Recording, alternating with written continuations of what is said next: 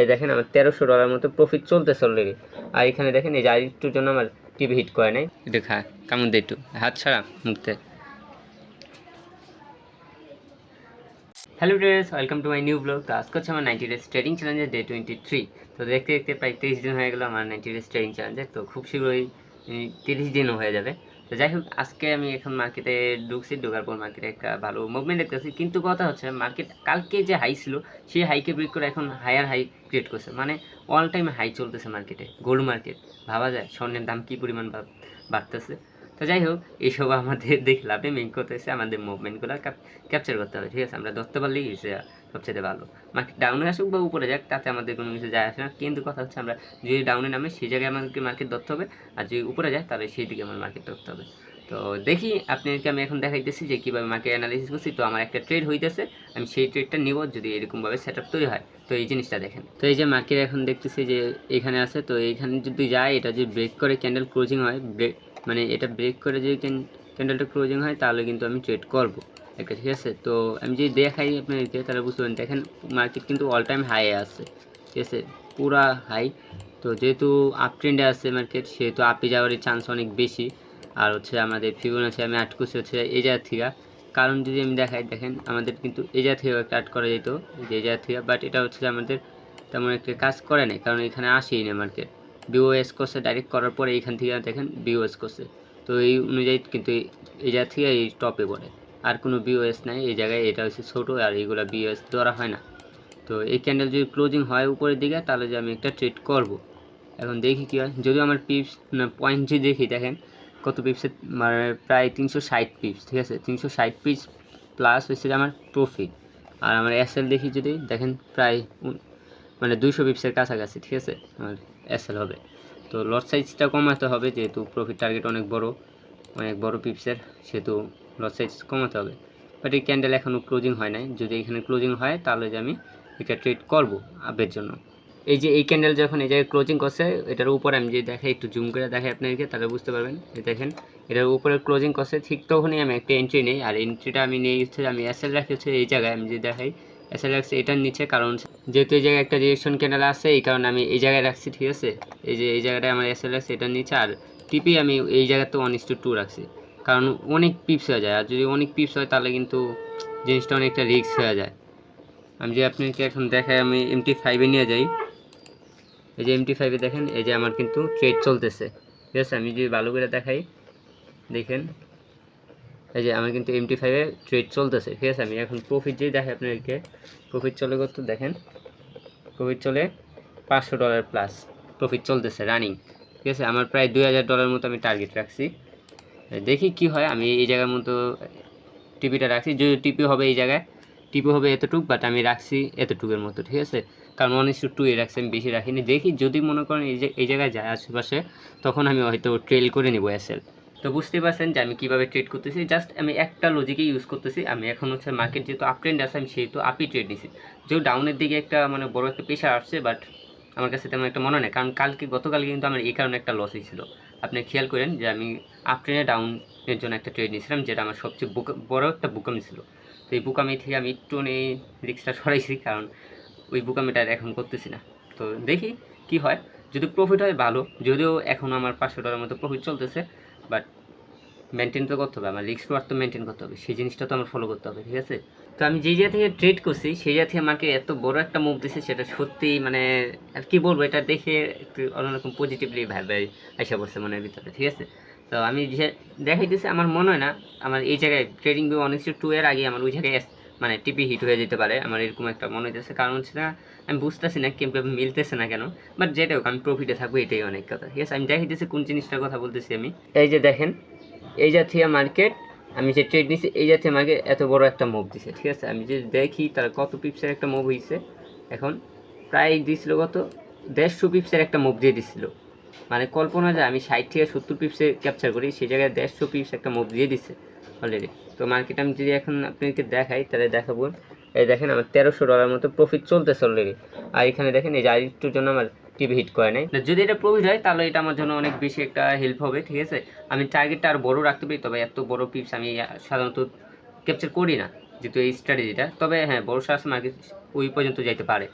তবে যাই হোক, আমার তো এত কিছু দরকার নাই। আমার কথা হচ্ছে আমি 1:2 রিস্ক ওয়ার্ডের সাথে কাজ করি, আমি সেই জায়গায় একটু মেনটেন করে চলবো। আমি যে জায়গা থেকে ট্রেড নিয়েছিলাম মার্কেট এইটুর জন্য সেই জায়গায় মানে টিপি হিট না করে মার্কেট ডাউনে আসা শুরু হয়ে গেছে।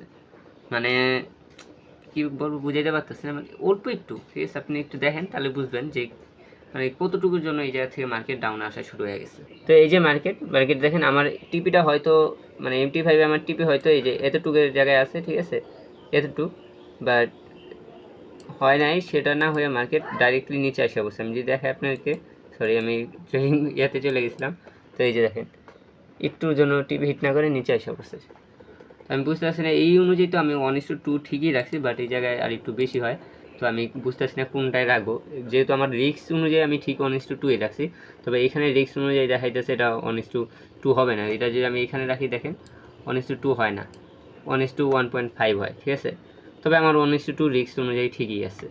তো এইটাই, আমি চাইলে এতটুকু রাখতে পারি, ঠিক আছে? চাইলে এতটুকু রাখতে পারি, বাট প্রয়োজন নাই আমার এতটুকু রাখার কোনো প্রয়োজন নাই।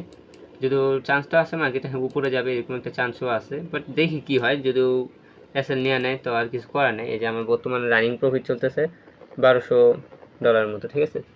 তো এটাই দেখি এখন কি হয় শেষ পর্যন্ত। মনের ভিতর ভয় কাজ করতেছে, মনে যেতেছে যে আমি ট্রেডটা ক্যান্সেল করে দিই, কিন্তু যদি ক্যান্সেল করি তাহলে তো আমার রিস্ক রিওয়ার্ড জিনিসটা মেনটেন হবে না। এখন আসলে আমি বুঝতেছি না যে কি করব। তো আমার কাছে একটা জিনিস আছে, ঠিক আছে? একটা ফল, তো এই ফলের নাম কি আমি নিজেও জানি না, আমি এই প্রথম দেখতেছি, আগে আমি কখনো দেখিনি। তো আমার এক ফ্রেন্ডে নিয়ে আসছে, এখন এই যে দেখেন আমি একটু কাটছি, বাট লাল হয়ে আছে, ঠিক আছে? এটার ভিতরটা লাল, আমি যেই আপনার এই খুসাটা দেখাই তাহলে বুঝতে পারবেন। এই দেখেন, দেখছেন লাল কি পরিমাণ লাল। এই যে দেখেন এটা পাতাটা এরকম, ঠিক আছে? তো এটার নাম কি কি যেন কইতেছিস? হার্টবিট নাকি? হার্টবিট, কইতেছে হার্টবিট।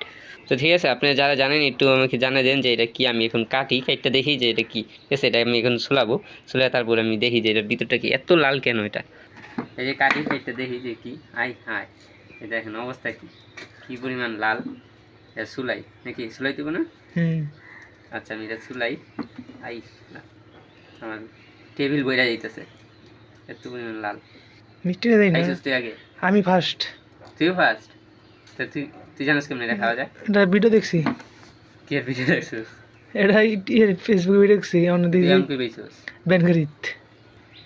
এটা খাইলে শুলে যে রক্ত হয়, হার্টের সমস্যা দূর হয়। তো এই যে দেখেন এটা, ঠিক আছে? এই যে এখন এই জিনিসটা আমি খাই দেখি কেমন। এই যে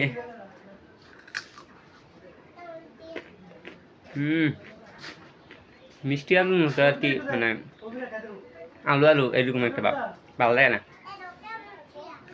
রক্তের মতো লাল। সেটা দিয়ে দিই।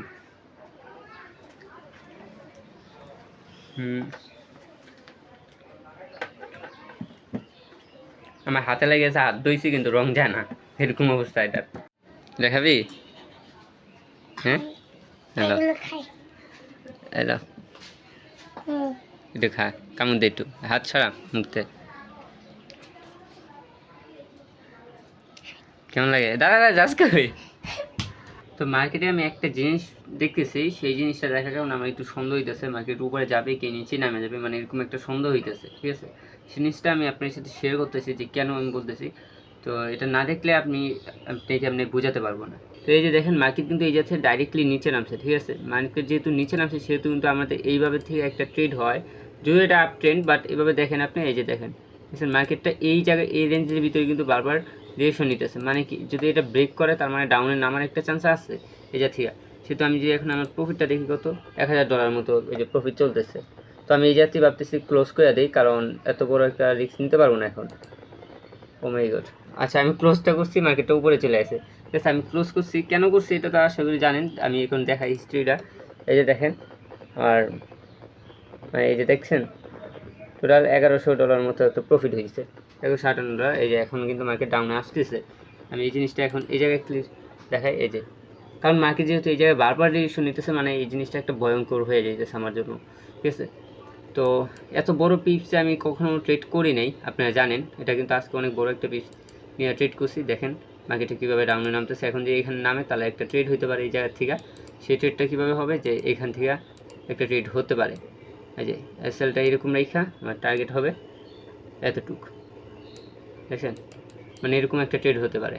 তো দেখা যাক ওইটা কী হয়, বাট আমি ওইটা ট্রিট করবো না। তো এখানে $1100 প্রফিট হয়েছে আমার। তো $2800 পর্যন্ত গেছিলো, বাট $1100 আমি ক্যান্সেল করে দিছি। আমি বলছিলাম যে আমি ক্যান্সেল করবো না, কিন্তু মার্কেটের পরিস্থিতিটা এরকম হয়ে যেতেছে যে একটা, কারণ ওই জায়গাতে আমার ফেয়ার ভ্যালু গ্যাপও আছে। ফেয়ার ভ্যালু গ্যাপটা আপনাকে দেখাইতে মনে ছিল না, যাই হোক, কিন্তু ওই জায়গায় একটা ফেয়ার ভ্যালু গ্যাপ ছিল, যেটা কিন্তু স্ট্রং ফেয়ার ভ্যালু গ্যাপ। তো মার্কেট আপ ট্রেন্ড আছে, কিন্তু মার্কেট তো ডাউনে রিটেস্ট নিতে আসতেও পারে। তো যেহেতু মানে জিনিসটা অনেকটা ভয়ে কাজ করতেছে আমার মধ্যে, যেহেতু আমি লাস্টের দিকে আছি, ফান্ড এটা জানেন আপনারা। তো উইথড্রল নেওয়ার কাছাকাছি আসা অবশ্যই, এখন যদি আমি রিস্কগুলো নিই, মানে যদিও আমি টার্গেট আসলাম নিয়েছি, বাট এই জিনিসটা দেখার পর আমার এই কনফিডেন্সটা চলে গেছে। তারপরেও কম হয় নাই, ভালোই হয়েছে, প্রফিট তো আর কম হয় নাই। $1000 তো আমি এইভাবে 1:2 দিয়েও প্রফিট করি। তো তবে $800 প্রফিট দেখছিলাম, একটু মাইন্ডের ভিতরে ওই জিনিসটা রয়ে গেছে। প্যারা নেই, সব কিছু মেনটেন করতে হয়, ঠিক আছে। তো যাই হোক, আজকে ভিডিওটা কেমন লাগছে অবশ্যই জানাবেন। তো দেখা হবে আমাদের নেক্সট ব্লগে। তো অবশ্যই যারা নতুন আছেন তারা কিন্তু ওই চ্যানেলটাকে সাবস্ক্রাইব করে রাখবেন।